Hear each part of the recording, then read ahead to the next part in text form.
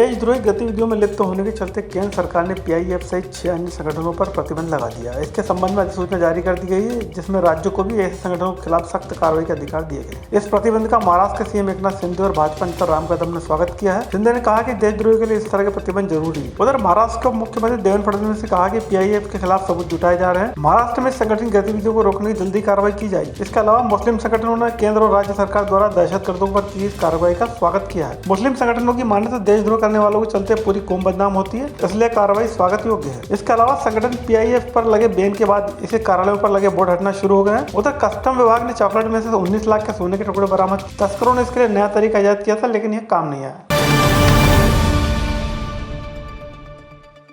NIA सहित सरकारी एजेंसियों की पीएफआई पर हुई कार्रवाई के बाद सरकार ने इसके अलावा 6 और सहयोगी संगठनों पर बैन लगा दिया है। सरकार ने अधिसूचना जारी कर राज्यों को भी ऐसे संगठनों के खिलाफ सख्त कार्रवाई के अधिकार दिए हैं। इसको लेकर महाराष्ट्र के मुख्यमंत्री एकनाथ शिंदे और भाजपा नेता राम कदम ने स्वागत किया है। शिंदे ने कहा कि पाकिस्तान जिंदाबाद के नारे लगाने वालों के लिए देश में कोई जगह नहीं है और ऐसी गतिविधियों में सम्मिलित संगठनों के खिलाफ कार्रवाई किया जाना केंद्र सरकार का सही निर्णय है। बैन लगाया पीएफआई संगठन जो है, ये जो पॉपुलेशन फ्रंट ऑफ इंडिया, ये जो पाकिस्तान जिंदाबाद के नारे लगाते हैं, उनको इस देश में ऐसे नारे लगाने का कोई अधिकार नहीं है।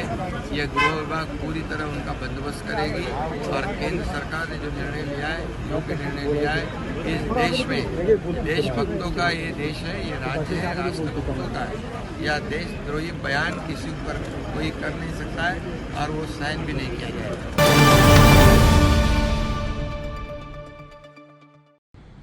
यह कांग्रेस दल के कार्यकाल का पुराना भारत नहीं है। यह आदरणीय प्रधानमंत्री मोदी जी के नेतृत्व में बदला हुआ नया भारत है। इस नए भारत के मुल्क में किसी भी देशद्रोही गतिविधियों को बढ़ावा कतई नहीं मिल सकता। उन पर प्रतिबंध जरूर लगेगा। जो सरकार का ये जो प्रतिबंध लगाने का फैसला है, यह फैसला ये सुनिश्चित करता है कि इस भारत के भूमि पर आतंकवाद को हम पनपने नहीं देंगे। उधर इस बैन के बाद महाराष्ट्र सरकार के लिए उप मुख्यमंत्री देवेंद्र फडणवीस का बयान आया है। फडणवीस ने कहा कि महाराष्ट्र में इस तरह के संगठनों ने देश विरोधी कार्रवाई को अंजाम दिया है, जिसके सबूत जुटाए जा रहे हैं। जल्दी ऐसे देश विरोधी गतिविधियों में सम्मिलित संगठनों के पदाधिकारियों की धरपकड़ की जाएगी। ये नोटिफिकेशन राज्यों को भी अधिकारिता देता है। राज्यों में इसकी कार्रवाई करनी है। इसकी कार्रवाई महाराष्ट्र में भी हम लोग करेंगे, क्योंकि लगातार पिछले कई सालों से इस संदर्भ में सारे एविडेंसेस जमा किए जा रहे हैं। इनकी एक्टिविटीज पर नजर रखी जा रही है और विशेष रूप से केरल जैसे राज्य में सबसे पहले ये मांग उठी कि पीएफआई को बैन करना चाहिए। उसके बाद अलग अलग राज्यों में भी इन्होंने कार्रवाई शुरू की। ये विशेष रूप से जो माइनॉरिटीज है उसमें घुसकर वहाँ पर अनरेस्ट निर्माण करना, वहाँ पर इंडोक्ट्रिनेशन करना, लोगों का इंडोक्ट्रिनेशन करके लोगों के माइंड्स को पोल्यूट करना, इस प्रकार के काम ये करते हैं। सीधे हिंसा में भी इनका हाथ है और ऐसे भी सबूत धीरे धीरे सामने आ रहे हैं कि इनके माध्यम से कुछ लोगों को टारगेट किया जा रहा था, कुछ लोग हिट लिस्ट पर रखे जा रहे थे। पीएफआई पर लगे बैन का कई मुस्लिम संगठनों ने स्वागत किया। बुधवार को मुंबई की कुछ मस्जिद कमेटी से जुड़े पदाधिकारियों ने कहा कि ऐसे दहशतगर्द संगठनों पर कार्रवाई होना चाहिए, क्योंकि इनकी वजह से पूरी कौम बदनाम होती है। प्रधानमंत्री नरेंद्र मोदी और गृह मंत्री अमित शाह की इस पहल का हम स्वागत करते हैं। उधर बैन की अधिसूचना जारी होने के बाद मुंबई और महाराष्ट्र में पीएफआई कार्यालयों के बाहर लगे बोर्ड हटाने का काम शुरू कर दिया गया।